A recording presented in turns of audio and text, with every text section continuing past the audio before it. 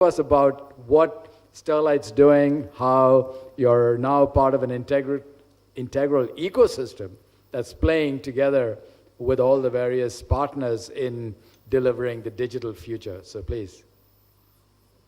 Sure. Thanks, Rajan. I'll essentially talk about kind of taking off from what Sunil said and what Dr. Ajay Kumar talked about. What we see essentially, while we are alluding to both the sides, we are alluding to the problem side and we are alluding to the opportunity side. If we start just thinking about the whole sector, there is a supply side and then there is a demand side. When we start seeing the supply side, there are many real life applications. There are many new applications which are coming on the anvil. So whether we see cloud computing, whether we see OTT entertainment, whether we see IoT and e-governance, which is already there.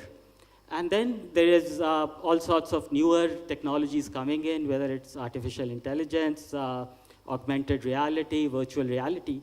All of them have a common theme, which is close to our heart, which is hyperconnectivity.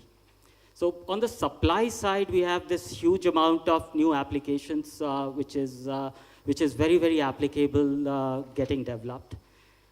On the demand side, when we see the consumers, we see the consumers getting ready to absorb all of this. So we see the consumers are now getting into cloud computing, social networks, Alexa, Tesla. On the demand side also, there is a big pull which is coming.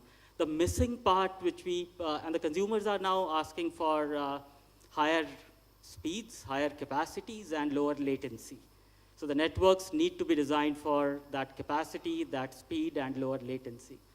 What we need to solve for is how to get the supply and the demand matched and make that industry healthy, which is our traditional telecom industry, is the industry which links the supply to the demand. How do we do it with volumes, make it healthy, and do it at minimal transactional cost, what Dr. Ajay Kumar talked about, but the sheer volumes which is coming in from the supply side make up for the health of that industry. So the thought that we are toying up with, that if India today has this opportunity, India today has this opportunity to leapfrog. And the leapfrogging can be done because both from technology as well as from business model perspective. What we are also seeing from a technology perspective that more and more telecom networks are becoming web scale. Telecom networks are becoming more and more open source, more and more virtualized, more and more software defined.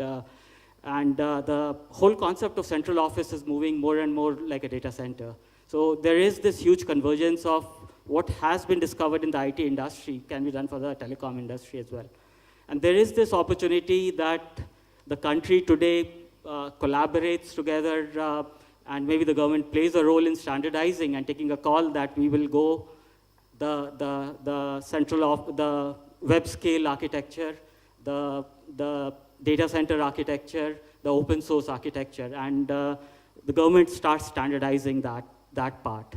And on the business model side, we have what I'll take on from what Sunil said. We have done collaboration, but we have done collaboration at what was required for yesterday, which was at the level of steel and cement, the tower industry.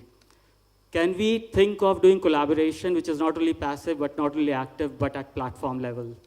The telecom industry used to think of infrastructure as a strategic asset. Can infrastructure be no longer a strategic asset, but customers become strategic assets? And infrastructure, which can go up to platform, be shared.